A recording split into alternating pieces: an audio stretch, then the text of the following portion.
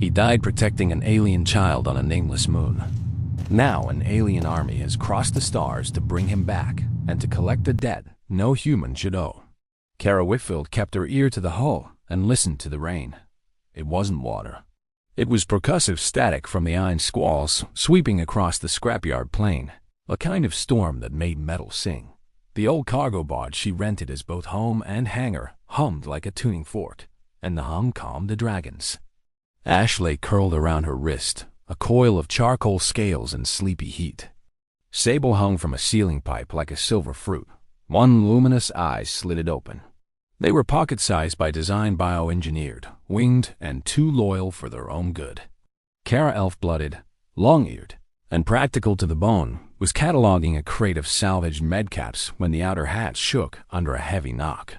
She froze. This outpost sat at the far lip of civilized space, an orbital refueling point that had fallen into gravity's arms decades ago. Nobody knocked out here. They drifted in.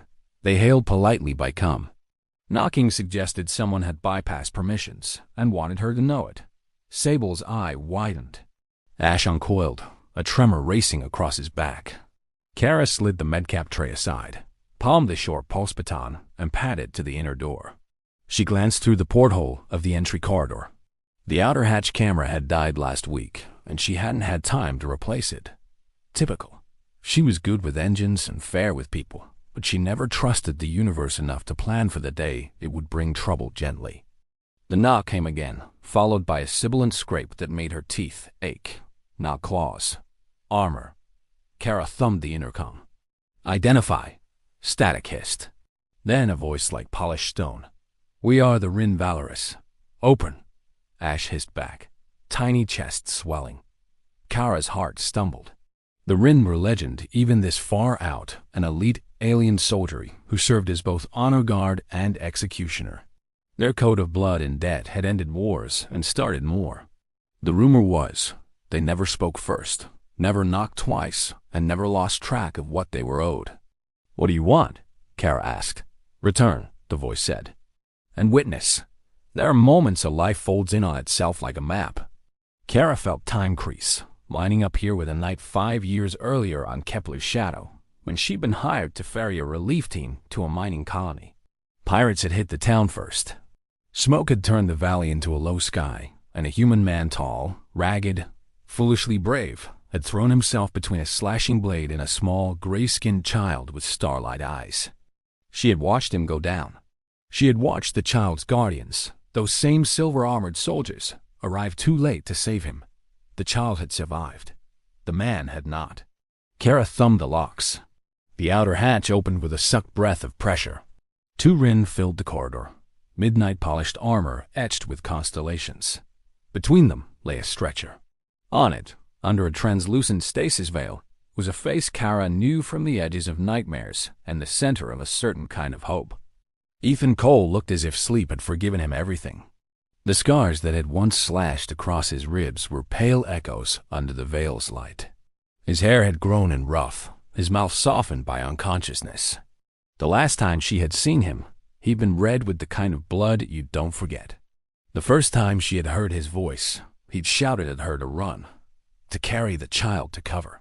She had dragged the boy, heart exploding, while Ethan turned to face blades that had no right to be so cold. Kara set the baton down. Her hand flexed open and closed. What is this? Return, the lead Rin repeated. Its faceplate flexed, revealing eyes like liquid mercury. He died for our child. We would return him to breath. She had 1,000 questions. First among them, why bring him here? Why bring him to her? Why me? You were the last friend at the end of his path, the Rin said. Your name was written in his data. The soldier inclined her head, as if the word tasted strange. Friend. Ash crawled to Kara's shoulder and stared down, tiny pupils thinning to points. Sable dropped from the pipe and landed without sound, wings mantled. The dragons had loved Ethan too, in those trembling hours on Kepler's Shadow. He had bled and still laughed when Ash tried to warm his fingers. He had rested a shaking hand on Sable's spine and called him brave. The memory swam up now, slick and insistent. Kara swallowed hard. Bring him in, she said. They carried the stretcher to her small med bay and slid it into the pod. Old equipment beeped itself awake, complaining in familiar tones. Kara keyed diagnostics. The screen bloomed with alien-coded overlays that tried to talk to her system and found the wrong language. She patched, bridged, coaxed. The Rin watched without moving, shields reflecting her face as a ripple of light. "He took 8 blades," the second soldier murmured, voice filtered and echoing. The 8th was for the throat.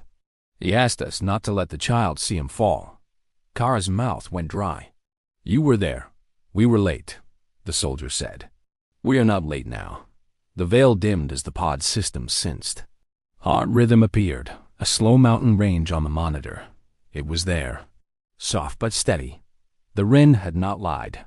"You rebuilt him," Kara said.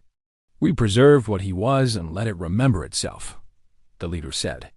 "Memory blooms around heat. He will rise to the temperature of his choosing." Kara frowned at the poetics and then realized the Rin might not own a plainer way to say it. "You mean he'll wake when he's ready?" "Yes. Why bring him back at all? Humans don't factor in your blood debt code. You don't know us." The Rin looked at her for a long, measured beat. "The code is not a law. It is a mirror. When a human turned his body into a shield for our child, the mirror showed us ourselves, and we were ashamed. We are here to be less so." Kara nodded, heat pressing at the rims of her eyes. She kept her gaze on the screen. Ethan's temperature rose by a whisper. Under the veil, his fingers curled, then relaxed. Tiny life flickers. "Proof. What do you expect from him?" she asked. "From me?" The leader lifted a hand and her gauntlet made a soft chime against the console. "We expect him to choose. We expect you to witness the truth of that choice." "Whose truth?" Kara asked. There was a pause. The storm hissed beyond the hull. "All 3, the leader said. "Yours, his and ours." Kara leaned on the console and let the dragons anchor her. Sable pressed his snout to the pod's clear lid. Ash hummed the little sound he made to calm engines.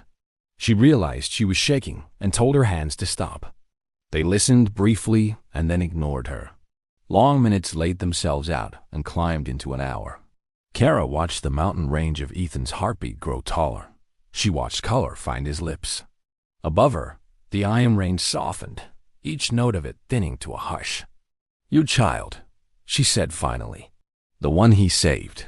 The leader's faceplate melted away, revealing a face that could have been carved from moonstone and time. "He is grown," she said, and there was something like pride in the word. "He learned a human's name. He learned the shape of gratitude. He learned the word for friend." "What is his name?" Kara asked.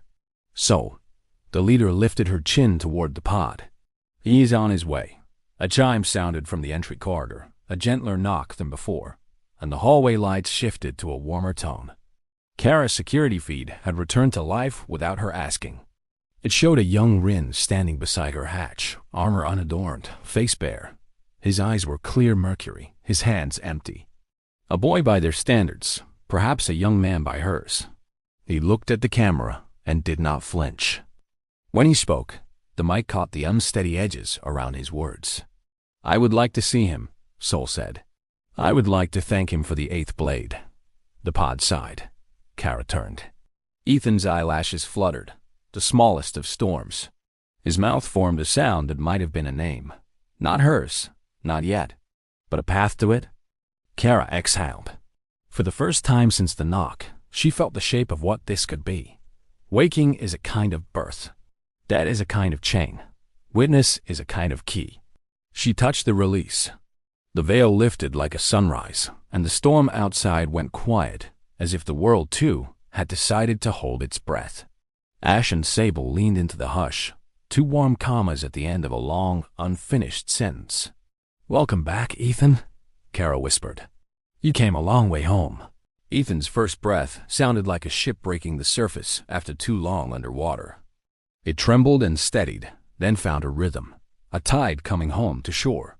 Kara stepped back to give him a horizon. Ash slid to her collarbone, warm and watchful, while Sable crouched on the pod's lip with the patience of a little gargoyle. Ethan's eyes opened. They were human brown, yes, but with a new depth, like light finding a second mirror. He blinked at the medbay ceiling, then at the dragons, then at Kara. Recognition spilled across his face, not as lightning but as dawn, slow and certain. "You," he said, voice raw. "You flew the shuttle, and you made yourself a wall," Kara said softly. He tried to sit. Kara caught his shoulder. "Easy.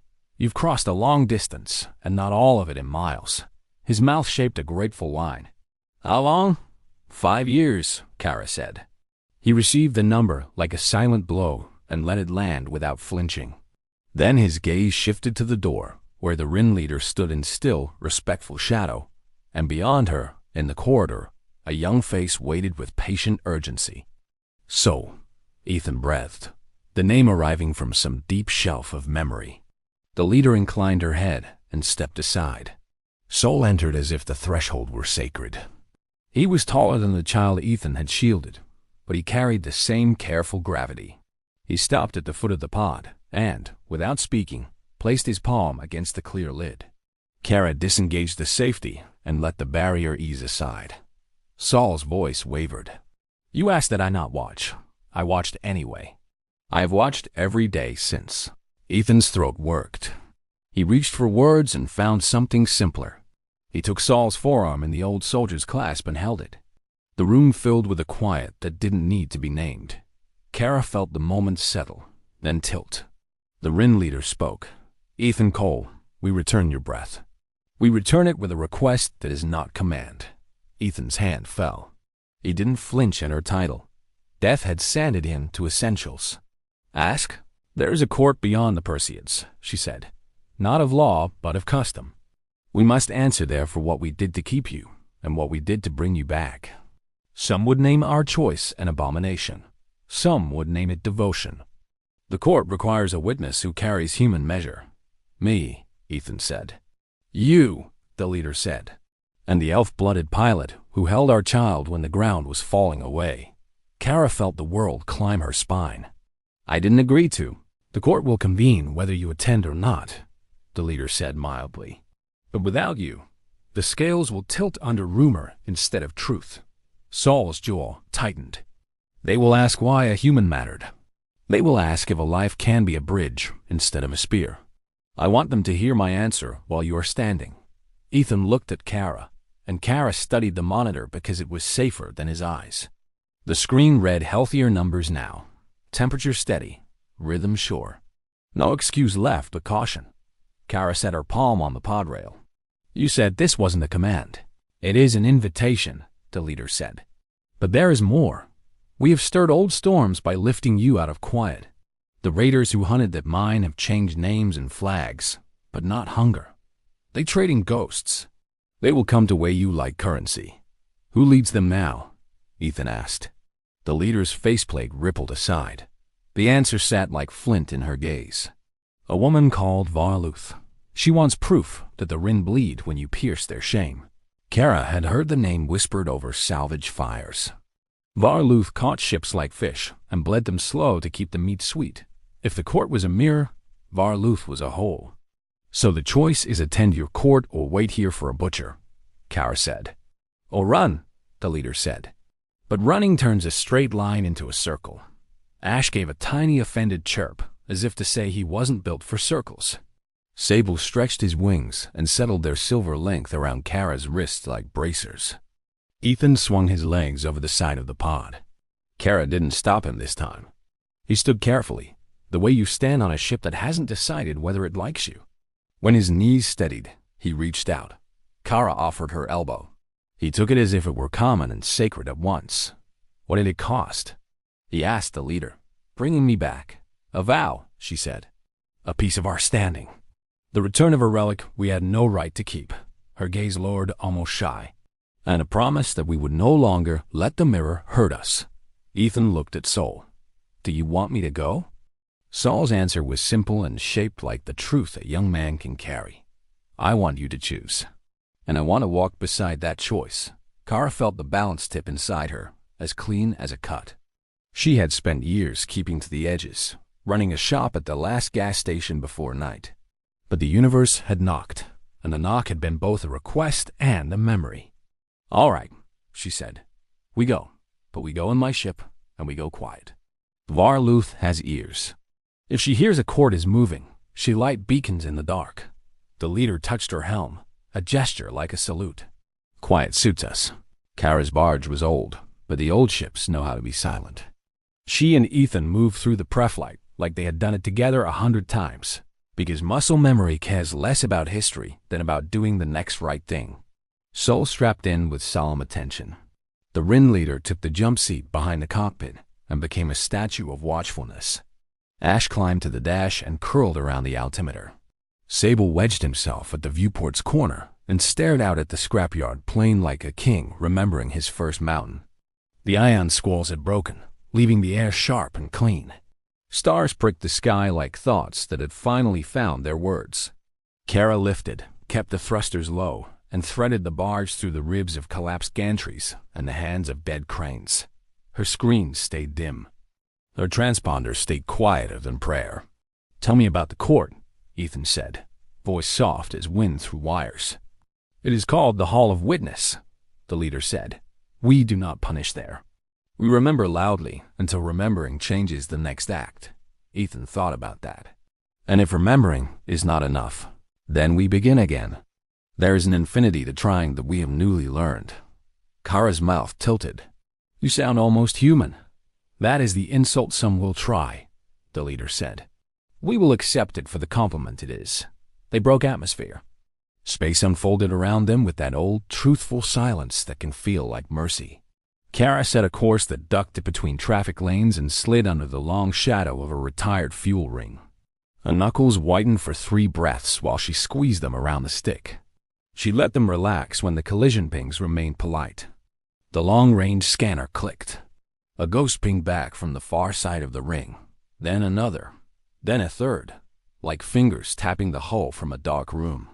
Kara pulled them into the ring shadow and cut power to a whisper. The barge drifted. The scanner carved silence into distances. Ethan leaned forward. "Show me their vector."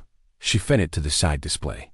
3 signatures low and staggered, the way wolves pace a fence to learn its memory. No transponders, no names. But the gaps between their pings told a story Kara had heard before. "Varluth," she said. "Or those who want to be her," the leader replied. Sol shifted, the motion small but not afraid. He reached into a pocket and drew out a small thing that gleamed like a piece of night. He offered it to Ethan. "What is it?" Ethan asked. "A blade," Sol said. "Not for throats. For bonds." The object unfolded into a short, elegant tool, all soft light and sharp purpose. Kara recognized the shape. It was a Rin release knife used in oaths that undid oaths. Dangerous in the right ways. The leader's voice was quiet. "If the court finds our choice unworthy, they will ask you to cut the tie we made to hold you to breath. You must know what it feels like in the hand." Ethan waited. His expression didn't change, but his gaze deepened, as if he were looking at a horizon only he could see. He closed the tool and gave it back to Sol. "I won't cut what was made with love," he said. "But I will not be a chain." "Good," the leader said. "We asked for neither chain nor throne." The pings grew closer. Kara breathed in and out, measuring the barge drift. The ring's shadow shivered. A sliver of a ship slid past, lean and patient, hull painted with a matte that ate starlight. "Hold," Kara whispered. They held. The wolves paced. After a long minute, they angled away, unsatisfied. The ring's ribs shielded the barge's warm heartbeat. The universe forgot them for now. Kara looked at Ethan. He looked back, alive in a way that had nothing to do with numbers. Ash lifted his head and chirped as if to say the game had just begun. Kara eased power back, a breath at a time. The barge turned its face toward the Perseids. "Next stop," she said. "A place where remembering is loud." "And after?" Ethan asked. Kara's smile came like a blade sliding home. "After, we see if mirrors can be doors." The hall floated inside a ring of light so wide it blurred into the void. It wasn't built, it had grown, layer by layer, from alloys that remembered heat and returned it as music. The air shimmered with faint tones that changed as ships approached. Kara guided her barge through a corridor of pale blue, the color of oxygen and beginnings. Ethan stood beside her, Steady now. His posture patient but taut with the quiet strength of someone still learning his own gravity. Sol watched the approach from behind, his hands folded, his gaze solemn. The Rin leader Vera, as she'd finally allowed them to call her, remained still as a statue, though Kara could tell she felt the same tension that hung between them all. The dragon stayed silent. Ash's scales glowed faintly, picking up the light that spilled through the viewport. Sable's tail coiled around the strut and stayed there, humming low like a power line. When the docking clamp settled, the hall sang a single note so pure it made Kara's bones ache. "Welcome," Vera said quietly. "They have seen you." The interior of the Hall of Witness was vast and alive. Columns stretched up into a mist of golden vapor. Every surface was inscribed with flowing sigils that pulsed faintly, each heartbeat a story remembered. Rin soldiers and priests stood in rings along the edges, their armor dimmed out of respect. In the center was a raised circle, etched with concentric lines like ripples frozen in metal. Kara stepped inside and felt a pressure behind her ribs, as though the place had reached into her memory and pulled out everything that could still sting. Ethan followed, the air bending subtly around him, as if the hall itself struggled to understand what he was. Vera moved to the far end and bowed to a trio of figures suspended above the dais. They weren't solid. They were projections made from light, but each shimmer held weight, authority, the kind that doesn't need mass to crush you. The middle figure spoke first. "You have brought a human back from death," the voice said, rich and measured. "Explain." Vera's tone was neither defensive nor pleading. "A debt was born when our child was spared. We chose not to let that act fall into silence." The left figure stirred. "You chose to revive him, to bind Rin and human life together. Do you claim divinity now?" Vera lifted her head. "I claim reflection." The mirror offered a lesson. We did not want to break it. The right figure's gaze fixed on Ethan. "Human, you stand among us. Tell us if you ask to be returned." Ethan's voice was calm, but the edges of it held quiet fire. "I didn't ask for life. I just refused to let a child die. Whatever came after, that's yours, not mine. And yet you live again," the figure replied. "Would you call this mercy?" "I call it consequence," Ethan said. "But I'll decide what to do with it." That earned a ripple of murmurs from the assembly: shock, admiration, disbelief. Humans were not known for walking into Rin judgment without fear. Kara's throat tightened. She wanted to warn him, but she knew he wouldn't listen. Vera gestured toward Sol. "Our child bears the wound of that day. Let him speak." Sol stepped forward. His voice trembled at first, then found its strength. "He took 8 blades meant for me. I learned to count by them. Each scar was a lesson. Courage is not species, and sacrifice is not weakness. If you call this crime, then I am built on guilt." The chamber quieted. Kara realized she was holding her breath. The middle figure leaned back slightly. "You would teach us that humanity defines worth?" Sol shook his head. "No. That worth can cross the lines we draw to make ourselves feel safe." For a moment, the hall's light dimmed, then flared again, softer this time, like sunrise through mist. The judges conferred in silence. Kara's thoughts drifted to the ghost that followed her. The smell of ozone from the storm on Kepler's shadow, the taste of metal in the air, the way Ethan had looked as he fell. 5 years hadn't dulled those images. They'd only taught her to fold them small. When the judges spoke again, their tones had changed.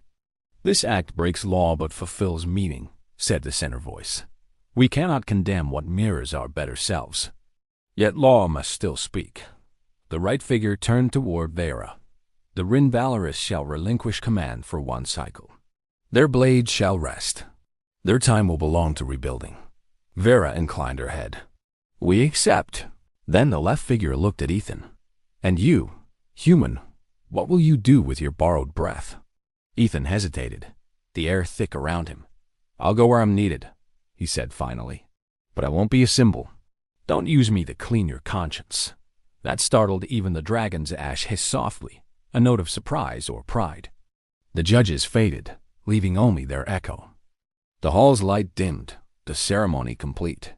Vera turned to Ethan, expression unreadable. "You have spoken truth to the hall," she said.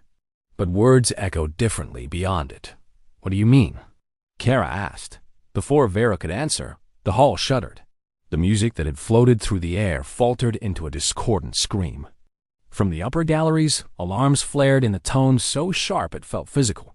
The floor under their feet vibrated. Kara ran to the nearest console, scanning the readout. "Someone breached the outer perimeter," she said. "Multiple ships." Vara's armor came alive, light sliding across the plates. "Vara Luth." Ethan moved beside her. "She followed us." "She followed the debt," Vera corrected grimly. "And she means to collect her version of it." Kara's mind raced. "If she takes this hall, she'd turn it into proof that humans corrupt the Rin. And start a war," Sol whispered. Vera nodded. "Then we will not let her enter." Kara looked to Ethan, who already had his hand on the nearest defense panel. His body remembered motion, even if his mind was still learning its edges again. "What's the plan?" he asked. Vera drew her twin blades. "The hall is sacred, but not fragile. We defend, we delay, and if the stars will it, we survive." Ash fluttered up to the ceiling, eyes burning gold. Sable's wings spread with a hiss of static. Kara reached for the control harness that linked her dragons to the ship's defense grid. Ethan smiled faintly, a ghost of the man she remembered.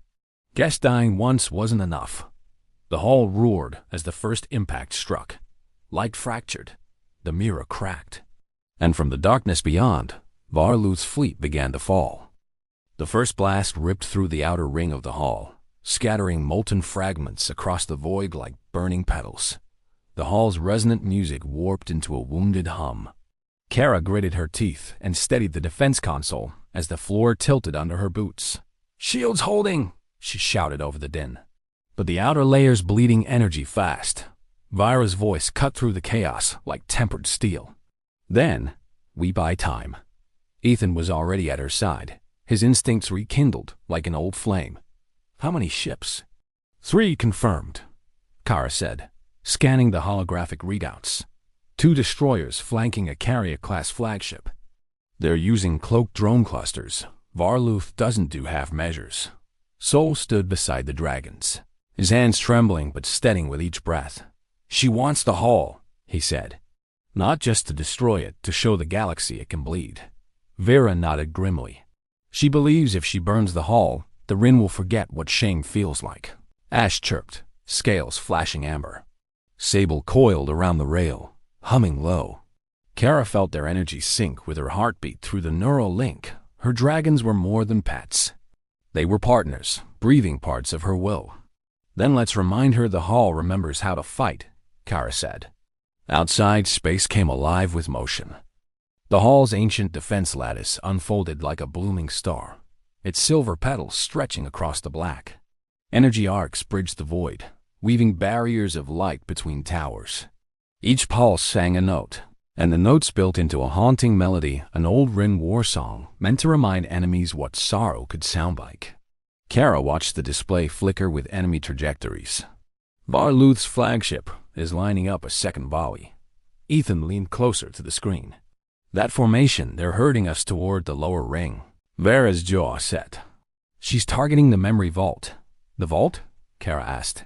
"It holds every Rin oath ever recorded," Sol said. "If she erases that, she erases who we are." Ethan's hand brushed the control panel. "Not happening." He turned to Kara. "Can your ship still fly?" "Barely," she said, already guessing his plan. "Then you, Sol, and the dragons get to the vault. Keep it alive. Vira and I will stall the flagship." Kara frowned. "You're not bulletproof anymore." Ethan smiled faintly. "No, but I'm hard to kill twice." They split without argument. Kara led Sol through the hall's winding corridors, the dragons flanking them. The air smelled of scorched ozone and iron. Each tremor in the floor rattled dust from the ceiling, the hall's ancient bones groaning. Ash darted ahead, wings bright with sparks, scanning for motion. Sable slithered along the walls, luminous eyes alert. Sol kept his steps light. "Ethan will not survive if the flagship breaks through." Kara gave a short laugh, sharp as glass. "He'll survive out of spite. It's what humans do best." They reached the vault, an immense chamber of crystal obelisks, each filled with pulsing script. The light from them painted Saul's face in rippling silver. Kara linked the vault systems to her wristpad. I can boost the shielding with the hall's core energy, but it'll draw power from the main barrier. Do it, Sol said. Truth is worth more than walls. She hesitated, then keyed the sequence. The vault thrummed, brightening until it felt like standing inside a living star. Done, Kara said, blinking spots from her vision. Then Ash shrieked. A shadow moved across the upper archway long. Deliberate, humanoid, but wrong in all the quiet ways that make your spine remember fear. Varluth stepped through the light. Her armor was made of black glass, edges alive with faint red veins. A cloak of nanoweave trailed behind her, rippling like smoke underwater. Her face was bare-sharp, beautiful, and empty of mercy. So, she said, voice smooth as poison. This is where you hide your truth. Kara raised her pulse baton. And here I thought you didn't believe in truth. Varluth's eyes flicked over her, then to Sol, the child who started it all. You cost me an empire's worth of silence. She drew her weapon, a blade humming with dark energy, shaped like a shard of the night sky. Ash hissed, Sable spread his wings, and Kara planted her boots. You'll have to go through me. Varluth tilted her head. Gladly, she struck first faster than light, her blade carving the air with a scream that split molecules. Kara met the blow with her baton's energy shield. The impact threw her back, boots scraping sparks off the floor. Ash dove at Varluth's face, a streak of flame and fury. Sable followed, unleashing a torrent of searing light. The dark armor drank the heat, pulsing brighter. Varluth caught Ash mid-flight, slammed him into the wall, and flung Sable aside with a contemptuous twist. The dragons fell with twin cries, their scales dimming. Kara's heart snapped like glass. No! Varluth smiled. Humans and pets, always thinking love is a weapon. Before she could strike again, a roar cut through the chamber, deep, human, and furious. Ethan. He crashed through the doorway, battered and smoking, his pulse rifle sparking from overuse. Step away from them, he said, voice like gravel and fire. Varluth turned. Ah, the dead man. Twice alive, Ethan growled. He fired. The shot tore across her shoulder, shattering a piece of armor. Varluth hissed, the sound low and inhuman. You should have stayed buried. She lunged. Ethan met her halfway, weapon forgotten, fists swinging with desperate precision. Each strike echoed through the vault, metal against will. Kara pulled herself up, clutching her ribs, and reactivated the vault shield. Energy flared around the obelisks, light rising like a wall. Sol crawled to Ash, pressing his palms over the dragon's small chest. Breathe, he whispered. Please. Ash twitched, a weak flicker of light under his scales. Sable stirred beside him, one wing dragging. Kara bit back a sob. Ethan and Varluth circled each other. You don't even know what they made you, she taunted. You think you're alive, but you're just a symbol. They turned your death into propaganda. Ethan's knuckles dripped red. Then let me be a symbol that bleeds back. Their clash lit the room. Sparks of alien fire traced the walls. Every strike seemed to hum with a note of the hall's forgotten melody. Varluth's blade cut deep across his side. Ethan fell to one knee, but his hand found a fallen Rin blade, and with a soundless snarl, he drove it upward into her chest. Varluth's eyes widened. You still owe me. The blade flared white. Her armor split down the center, light spilling out in rivers. Then she was gone, disintegrating into ash that the hall's wind carried away. The silence that followed was not peace, but exhaustion. Ethan slumped to the floor, blood seeping through his fingers. Kara rushed to him, catching his head before it hit the stone. Stay with me, she whispered. His eyes fluttered open. You always say that, because you never listen. He smiled faintly. Still stubborn. Vera entered then, armor scorched, her presence filling the space like gravity. She saw the body, the wound, the dragons barely alive, and bowed her head. The hall stands, the vault lives. Sol looked up, tears shining silver. At a cost. Ethan coughed, the sound shallow but defiant. Then, make it worth it. Vera knelt beside him. You've done more than any oath could measure. He looked past her, to the vault, where the obelisks now pulsed brighter than before, alive with memory, echoing the fight they'd witnessed. "Maybe," he said weakly, "that's what it means to live twice, to make memory louder than death." And then his eyes drifted shut. Kara held him, feeling the faint rhythm under his skin still there, still fighting. Ash and Sable stirred, their tiny chests rising again in time with his. The Hall of Witness sang, softly at first, then stronger, the music carrying through the broken walls into the stars. A requiem. A beginning. The Hall of Witness lay in ruin and radiance. Broken shards of crystal and scorched alloy glimmered in the air like frozen rain, catching the light of the distant star that rose beyond the ring. The air smelled of ozone and memory, the scent of victory, loss, and something both older and heavier than either. Kara sat beside Ethan's medpod, her eyes tracing the faint flicker of his vitals. The pod hummed quietly, tuned to human rhythm, its glow mirrored in the scales of the two small dragons sleeping near his chest. Ash's tiny talons curled around Ethan's collar. Sable's silver wings rose and fell in unison with his breath. He was alive, barely. Again. Vera stood a few feet away, armor cracked but polished clean, a warrior honoring the fallen even while breathing. Soul knelt at the base of the vault, hands pressed together in silent gratitude. The obelisk surrounding them pulsed with soft light, whispering through a chorus of recorded vows. The hall was remembering, as it was built to do. "His body is healing," Vera said finally, "but the breath within him is beyond even our keeping now. It will choose whether to stay." Kara's jaw tightened. It better choose to stay. "I didn't drag him through death twice for him to wander off again." Vera's eyes softened, the faintest trace of a smile ghosting across her alien features. Human stubbornness or love? Kara brushed a stray lock of hair from her face. "Both, if that's what it takes." Hours passed like years compressed into minutes.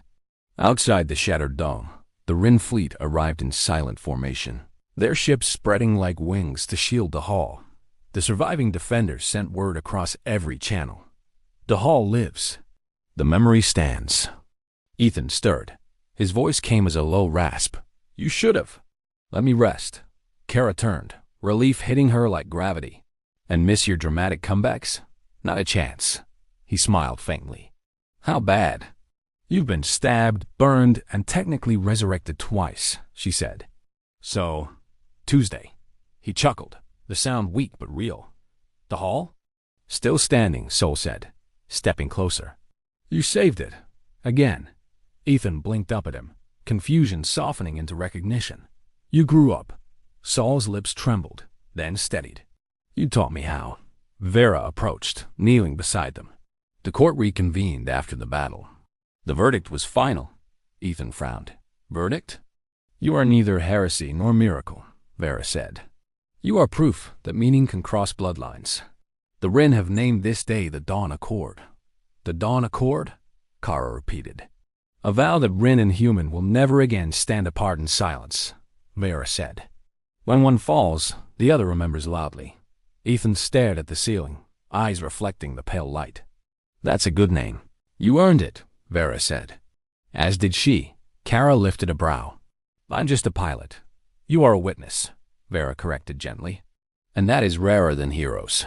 Later, when the fires had cooled and the hall's repair drones began stitching metal like tissue, the four of them stood outside beneath the cracked dome. Through it, the galaxy stretched endlessly, stars scattered like promises waiting to be kept. Ethan leaned against a column, pale but upright. The dragons perched on his shoulders again, their eyes reflecting starlight. Kara stood beside him, arms crossed, gaze fixed on the horizon. "So," she said, "what now?"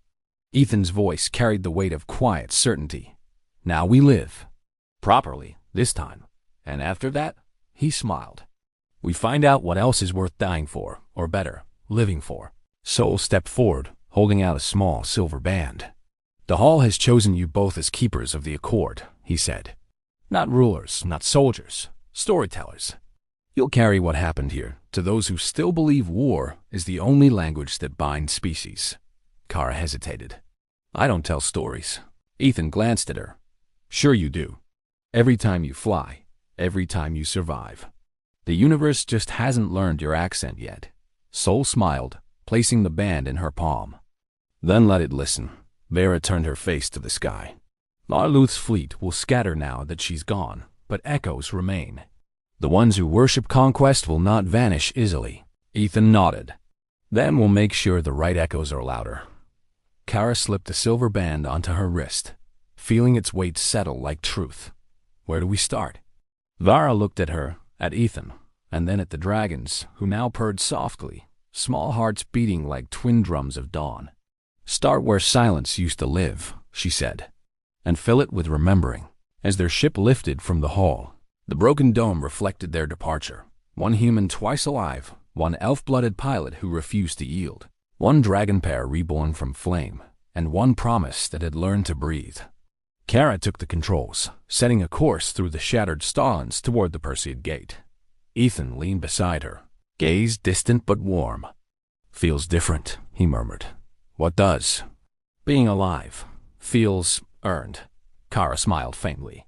Then don't waste it. Outside, the Hall of Witness drifted in the sunlight. No longer a monument to guilt, but a beacon, glowing brighter than the scars that once defined it. The universe listened. The melody of the hall spread through its empty places, a psalm made of courage, remembrance, and love. The sound of a species learning to be more than its wars. And somewhere deep within that song, Ethan's voice whispered to the stars, if dying for an alien child can change a world, imagine what living for one can do. If you felt this story in your bones, the courage, the sacrifice, the hope, subscribe now to my channel for more cinematic HFY tales of humanity's strength and spirit. Your support helps keep these stories alive across the stars.